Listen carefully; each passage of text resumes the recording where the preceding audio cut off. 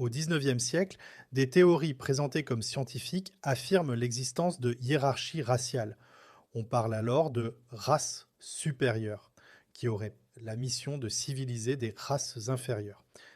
Un système d'exploitation aussi vaste ne peut pas reposer uniquement sur la contrainte physique. Il doit aussi être justifié.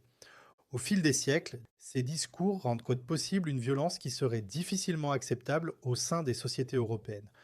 Les colonies deviennent ainsi un espace où se développent différentes techniques de contrôle et de répression.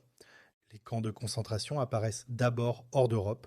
On en trouve des exemples dès 1862 aux États-Unis pour interner des populations autochtones. On en retrouve ensuite à Cuba et en Afrique du Sud. Des millions de colonisés y sont enfermés. Des centaines de milliers y meurent.